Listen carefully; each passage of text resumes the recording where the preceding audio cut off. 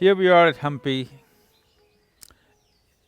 Historically, this has been one of the greatest cities that ever happened in India.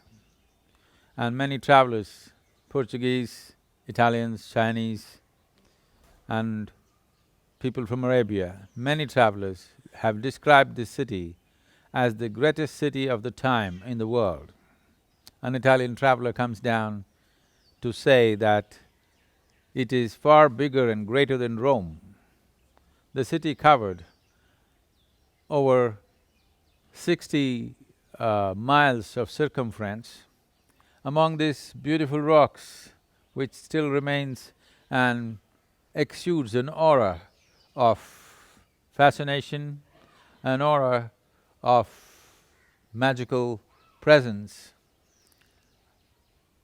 I cannot wonder why they would have chosen a place to set up a city like this in these rocks, because in terms of defenses and the magical presence of these rocks, the place is full of rocks. Probably we will show you some shots later.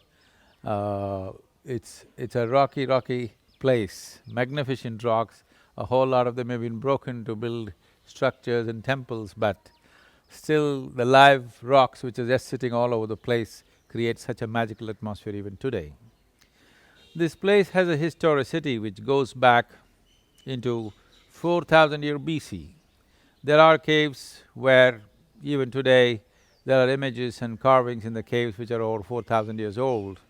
And Agastya Muni himself seems to have come, we can say in many ways, because he stepped in here and did something significant here. From then on, there's been no looking for this place. There has been rise and fall, but it rose to its height, true heights, during 13th, 14th century, during the great Krishna-Devaraya era, when it was called as the Vijayanagar Empire.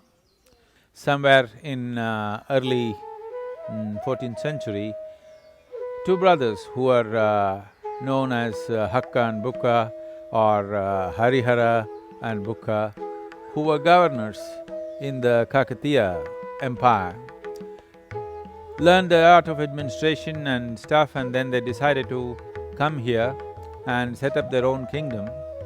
This region was continuously in warfare between the Ballals of the Karnataka and the Brahmini Sultanate, where the northern Mughal emperors were trying to go south. In many ways, for 200 plus years, the Vijayanagar Empire became a bulwark to stop the flow of Islamic invasions into the south. That is one reason that the influence and dominance of Islam remained minimal in the south, and Vijayanagar Empire was mainly responsible for making that happen, because they organized their armies, and this is one empire, probably the only one in the country, which controlled both the coasts for a period of time. From coast to coast, from east coast to west coast, entirely they controlled the territory. So, the sea trade was dominated by these people. Probably no other Indian king or emperor ever controlled the sea trade as Vijayanagar did. And they dominated the place, and they brought in European and Arabian goods into the country, and they traded extensively with Asia, Arabia and Europe.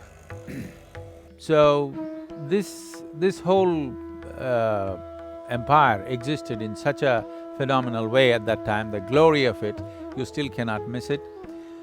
One thing is, there is a story about how this happened. These two brothers came and they were captured by the Islamic Sultanate and taken to Delhi.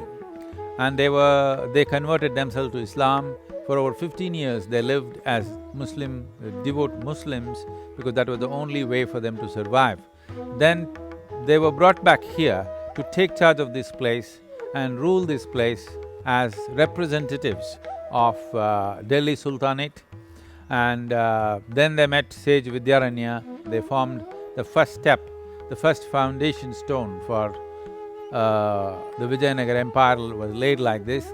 How they chose this place is interesting. This place called Anegundi, we are just little off that place right now. Here, when Vidyaranya and the two brothers came, they went hunting with their dogs, and there were 5 dogs and a hare.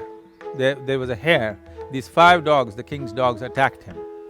The strange thing that they saw was, normally a hare would be killed in moments if these 5 dogs go at him, but this particular hare stood up and fought the 5 dogs, and kind of the dogs backed off, looking at the fierceness of the hare.